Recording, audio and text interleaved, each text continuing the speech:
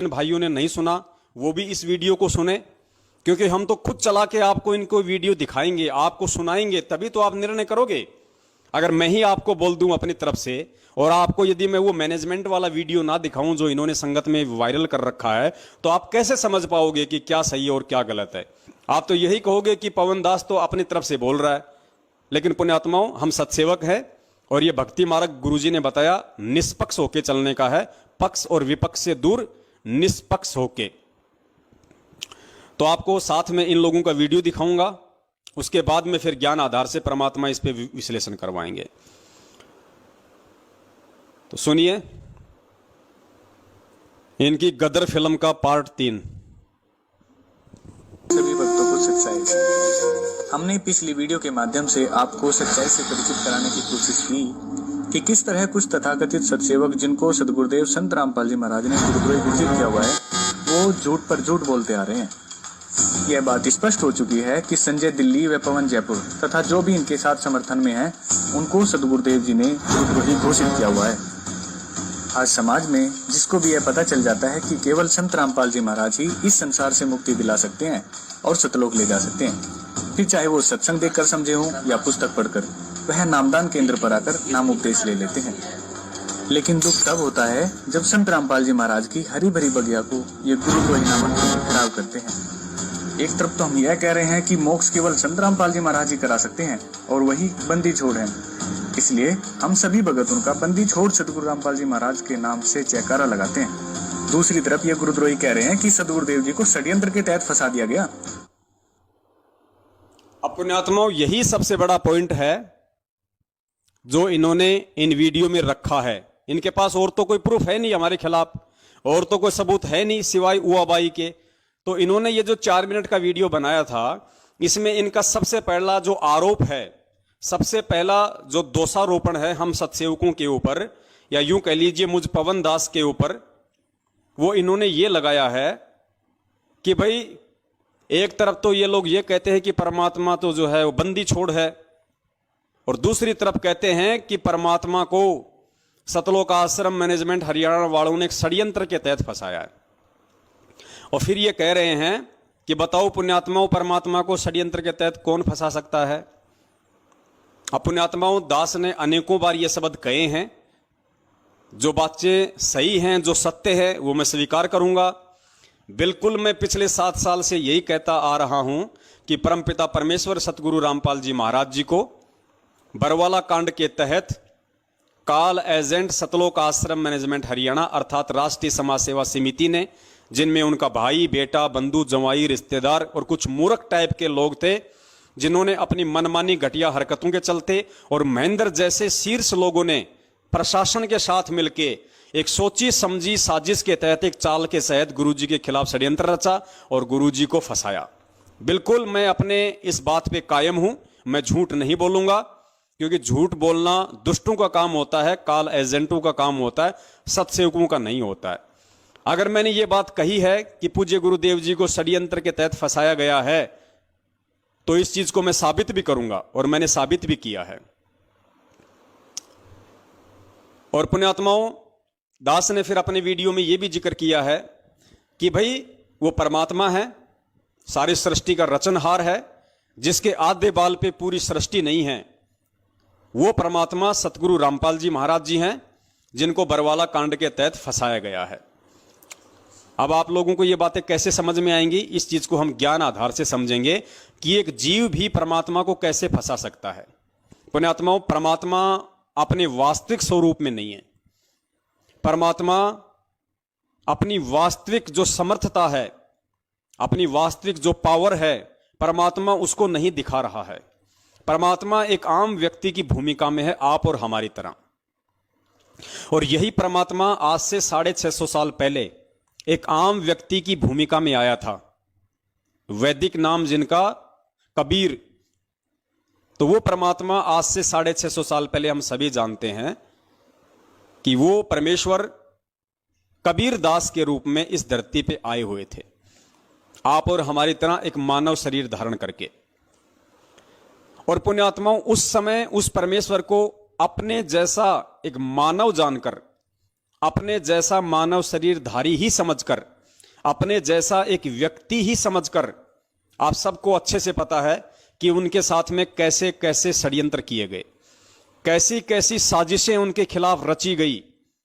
चलिए मान लेते हैं शेख तकी तो उस परमात्मा का भगत नहीं था, वो तो जगत वाला था।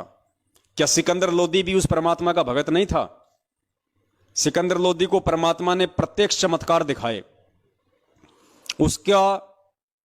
उसको जो चरम का रोग था, उसको जो जलन का रोग था, परमेश्वर ने आशीर्वाद मात्र से ठीक किया।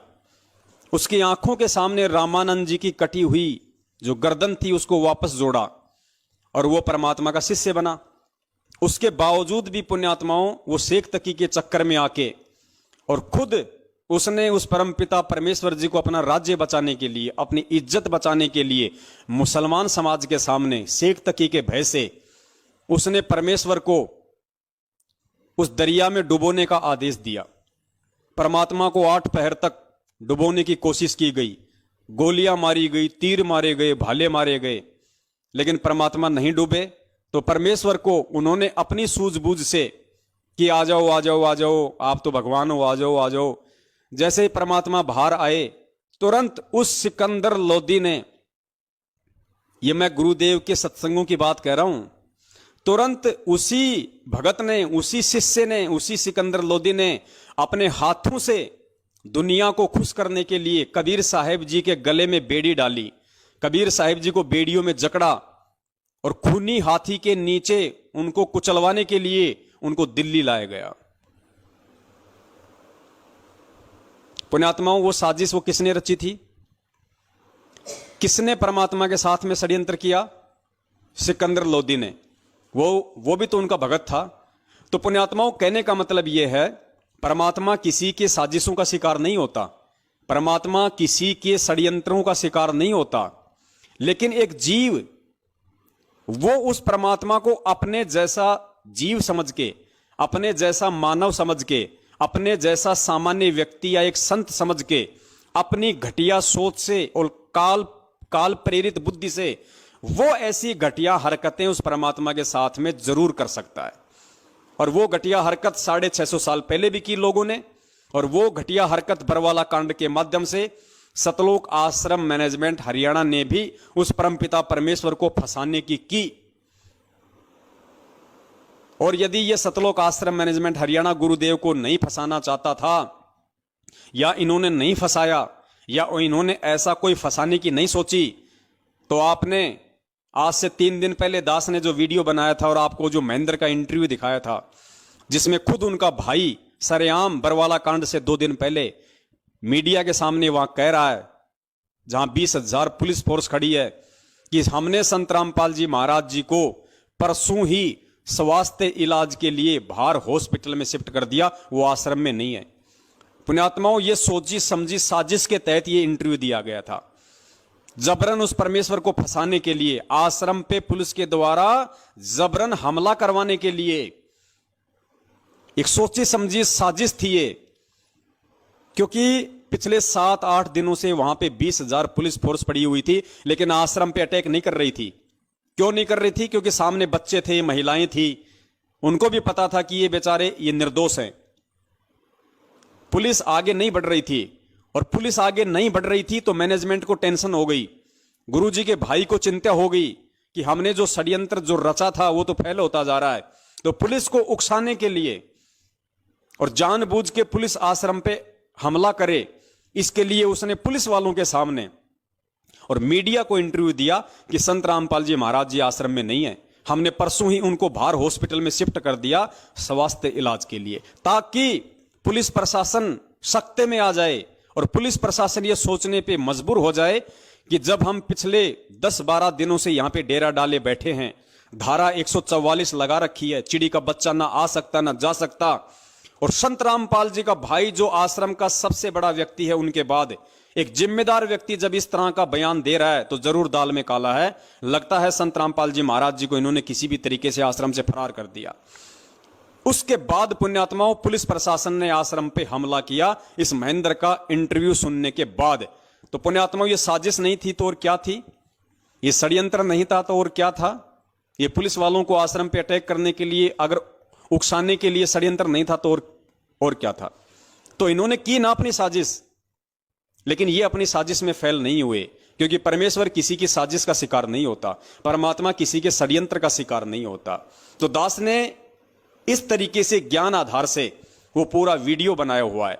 लेकिन ये गद्दार, ये काला एजेंट संगत को सच्चाई तो सौपन में भी नहीं बताते, ये तो उल्टा संगत को भ्रमित करने की कुचेष्टा करते हैं।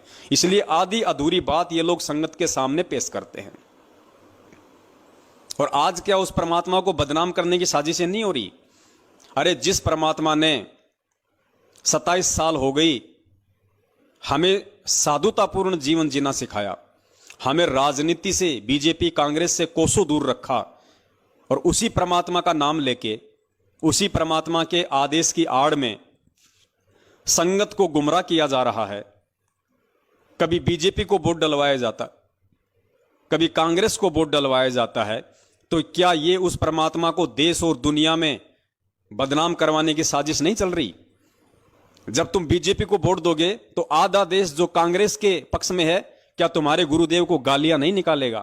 क्या तुम्हारे गुरुदेव को दोगला नहीं कहेगा कि भैया रामपाल तो थोड़ा बहुत ठीक था, लेकिन अब देखो पूरा जीवन तो इसने कुछ किया नहीं, और जेल जाते ही अपने छूटने के लिए और इसने बीजेपी का समर्थन कर दिया? भाई ये तो बड़ा दोगला आदमी है, बड़ा घटिया आदमी है, ये तो राम रहीम से भी गया गुजरा निकला। और 6 महीने बाद तुम बीजेपी छोड़ के फिर तुम कांग्रेस की चप्पल चाटते हो। फिर वो आधा देश जो बीजेपी के समर्थन में, फिर वो गुरुजी को गालियां निकालता है कि भाई रामपाल तो वास्तव में दोगला आदमी है, 6 महीने पहले तो हमारे साथ में था, अब कांग्रेस की तरफ चला गया। तो पुण्यात्माओं, क्या ये उस परमात्मा को देश और दुनिया में बदनाम करने की साजिश नहीं चल रही? तो दास ने कौन सा ये गलत कह दिया कि परमपिता परमेश्वर जी के साथ में साजिशें रच रहा है सतलोक आश्रम मैनेजमेंट हरियाणा, और एक सोची समझी साजिश के तहत उनको बरवाला कांड के तहत उनको जेल करवाई गई। और दास तो यहां तक कहेगा कि परमपिता परमेश्वर जी को अपने जैसा एक आम व्यक्ति समझ के इस महेंद्र भगोड़े ने उनको आश्रम में ही जान से मारने की भी पूरी कोशिश की थी। पूरी प्लानिंग थी कि संत रामपाल जी को आश्रम में ही जान से खत्म कर दिया जाए। लेकिन ये एक बहुत बड़ा रहस्य है, बहुत गहरी घटना है। दास इसका जिक्र पहले कर चुका है। इन्होंने पूरी साजिश रची और मारने के लिए अंदर भी चले गए यही लोग, लेकिन परमात्मा इनको मिला नहीं। परमेश्वर छुप गया। छुप गया मतलब अंतर ध्यान हो गया परमात्मा। वो तो सौद स्वरूपी राम है, कोई हाड़ मास का थोड़ी है। तभी तो परमेश्वर ने अखबार में कहा था कि मैं छुप गया तो बच गया, वरना ये लोग मुझे जान से मारना चाहते थे। परमेश्वर का शब्द झूठ नहीं हो सकता। इन लोगों ने पूरी मारने की कोशिश की थी। और ये दास उस समय वहीं था बरवाला आश्रम में। दास 20 दिन तक वहीं था। बरवाला कांड से 5-10 दिन पहले चला गया था, और बरवाला कांड के दूसरे दिन दास वहां से आया है। आश्रम में ये अफवाह फैला दी गई थी इन काल एजेंटों के द्वारा कि गुरुजी तो 5 तत्व का शरीर छोड़ के सतलोक चले गए। पूरी संगत बेचारी रो रही थी कि भाई गुरुजी ने शरीर छोड़ दिया, गुरुजी ने शरीर छोड़ दिया। मतलब इनकी प्लानिंग थी, इनकी पहले इन्होंने अफवाह उड़ाई कि गुरुजी अपना 5 तत्व का शरीर छोड़ के सतलोक चले गए, ताकि वो इल्जाम हरियाणा पुलिस प्रशासन पे आ जाए। और फिर इन्होंने गुरुजी को जान से मारने के लिए अपने जैसा इंसान समझ के, अपने जैसा एक व्यक्ति समझ के, एक साधारण मानव समझ के, फिर ये लोग गुरुदेव को अंदर जान से मारने के लिए गए। लेकिन परमात्मा अंतर्ध्यान हो गए। इन्होंने ढूंढा लेकिन परमेश्वर नहीं मिला इनको। फिर इन्होंने कहा कि गुरुजी तो अपना 5 तत्वों का शरीर छोड़ के सतलोक चले गए। मतलब फिर इन्होंने सोचा कि अब क्या करें, अब तो कोई चारा नहीं है अपने पास में। तो ऐसे घटिया, ऐसे निकम्मे लोग हैं पुण्यात्माओं ये, और इन लोगों की तो शकल देखना भी महापाप है, और तुम इनके ऊपर फिदा हो रहे हो। ऐसे लोगों के विषय में परमात्मा कहते हैं कि पापी प्रभात ना भेटो। पापी यानी दुष्ट प्रवृत्ति का लोग, उसको तो सुबह सुबह, प्रभात यानी सुबह का समय, कि ऐसे लोगों की तो सुबह सुबह दर्शन भी नहीं होने चाहिए। पापी प्रभात ना भेटो, मुख देखे पाप लगे जिसका, और 9 मास गर्भ त्रास दई, धिक्कार जन्म उसकी मां का। और अब आपको बताते हैं पुण्यात्माओं, इस पवन दास ने तो चलो फिर भी ज्ञान आधार से ये बातें कही कि परमपिता परमेश्वर के प्रति साजिशें रची इन लोगों ने। और ये कहते हैं कि पवन दास कह रहा है, मतलब मेरे ऊपर दोषारोपण लगा रहे हैं ये लोग कि देखो ये पवन दास कह रहा है कि गुरु जी को षड्यंत्र के तहत फंसा दिया गया, जबकि वो परमात्मा है। अरे पवन दास नहीं कह रहा, गधो, तुम्हारे में से जो तुम्हारे जो बड़े गधे हैं, जो मैनेजमेंट के मुख्य मुख्य जो सांड हैं, जो गेंडे हैं, वो कह रहे हैं, तो जरा उनके ऊपर भी वीडियो बनाओ। अगर तुम्हारी माँ ने तुम्हारे को दूध पिलाया है और अगर तुम एक बाप की औलाद हो, जिस भी व्यक्ति ने ये वीडियो बनाया है, सतलोक आश्रम मैनेजमेंट हरियाणा वाले ने, अगर वो एक बाप की औलाद है और यदि मुझ पवन दास के ऊपर उसने वीडियो बनाने की हिम्मत की है, तो मध्य प्रदेश के स्टेट कोऑर्डिनेटर गेंडा स्वामी लठबाज विष्णु साहू के ऊपर भी वीडियो बनाओ, उस तेली के ऊपर भी वीडियो बनाओ। क्योंकि अब जो आप आगे सुनेंगे, मीडिया को इंटरव्यू देते हुए वो विष्णु तेली खुद कह रहा है कि हरियाणा सरकार ने हमारे गुरुजी को एक सोची समझी षड्यंत्र के तहत जेल में डाल दिया। सुनो इनके गेंडा स्वामी का इंटरव्यू, मध्य प्रदेश के स्टेट कोऑर्डिनेटर विष्णु साहू का। और पुण्यात्माओं, फिर सवाल करना इन लोगों से जिन्होंने ये वीडियो देखा है कि भैया तुम तो पवन दास पे आरोप लगा रहे थे, उसने तो ज्ञान आधार से इस बात का स्पष्टीकरण दे दिया है, लेकिन ये जो तुम्हारा जो ये गेंडा स्वामी है, अब इसका क्या जवाब है? अब इसकी शिकायत नहीं लगाओगे? अब ये गुरुद्रोही नहीं होगा? सुनिए इस गेंडा स्वामी का इंटरव्यू। रामपाल जी महाराज ही करा सकते हैं और वही बंदी छोड़ है, इसलिए हम सभी भगत उनका बंदी छोड़ सदगुरु रामपाल जी महाराज के नाम से जयकारा लगाते हैं। दूसरी तरफ ये गुरुद्रोही कह रहे हैं कि सदगुरुदेव जी को षड्यंत्र के तहत फंसा दिया गया। सतगुरुदेव जी को षड्यंत्र के तहत फंसा दिया गया। सुनिए विष्णु साहू का इंटरव्यू। और हमारे साथ भी ऐसा ही हुआ है। हमारे गुरुजी ने यहाँ पर सबको बोला था, जितने भी संत महंत आचार्य है देश के अंदर विदेश के अंदर, सबको बोला कि आओ, अगर आप परमात्मा का कोई भी जानते हो तो मुझसे ज्ञान चर्चा करो।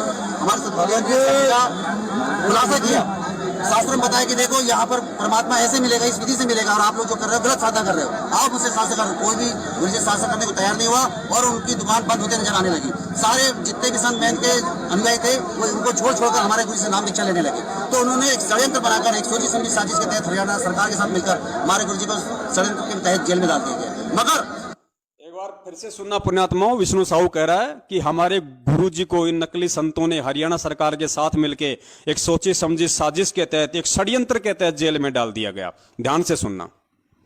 फिर भी हम बोले कि परमात्मा है, परमात्मा में लीला करते हैं, और हम ये आपको गारंटी के साथ बोल सकते हैं कि हमारे सदगुरु जी आने वाले 5 से 6 महीने में जेल से बाहर आ जाएंगे और न्याय तो दास अपनी घर मुझसे शासन कर। कोई भी गुरुजी शासन करने को तैयार नहीं हुआ और उनकी दुकान बंद होते नजर आने लगी। सारे जितने भी संत महंत के अनुयायी थे वो उनको छोड़कर हमारे गुरु से नाम दीक्षा लेने लगे। तो उन्होंने एक षड्यंत्र बनाकर एक सोची समझी साजिश के तहत हरियाणा सरकार के साथ मिलकर हमारे गुरुजी को षड्यंत्र के तहत जेल में डाल दिया गया। मगर फिर भी हम बोले कि परमात्मा है, परमात्मा में लीला करते हैं, और हम ये आपको गारंटी के साथ बोल सकते हैं कि हमारे सदगुरु जी आने वाले 5 से 6 महीने में जेल से बाहर आ जाएंगे और न्याय तो दास अपनी गर्दन कटवा देंगे।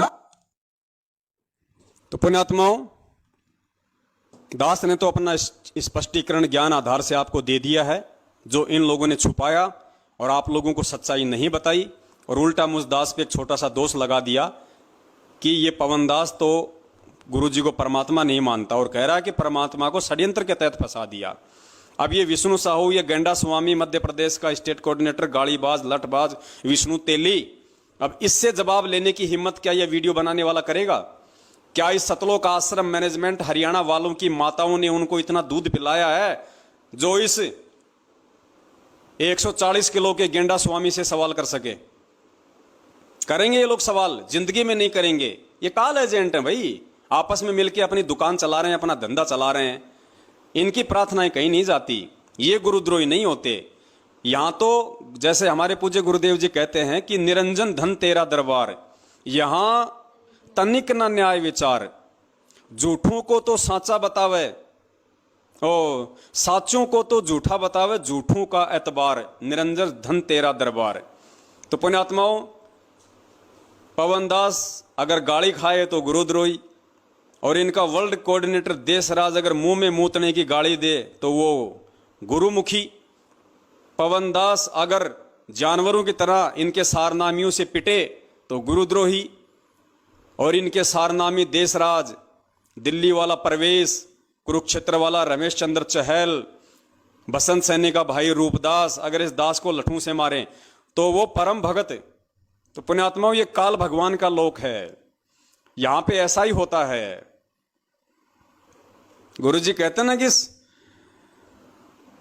मालिक की वाणी है कि वैश्या ओडे मूल मूल खासा और गल मोतियों के हार, और पतिव्रता को मिले न खादी सूखा निरस आहार, निरंजन धन तेरा दरबार।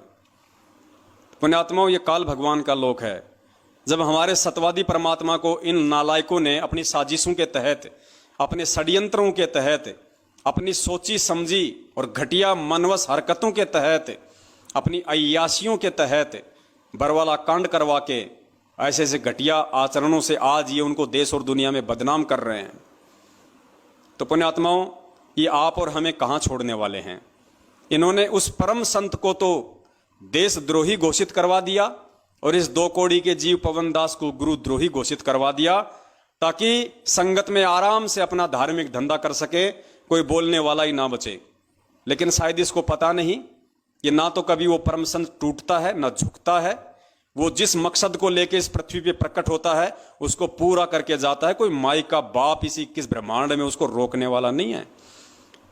और जिस अपने बच्चे के सिर पे वो परम संत हाथ रख दे, फिर उस बच्चे को कोई माई का लोल संगत में रोकने वाला नहीं है।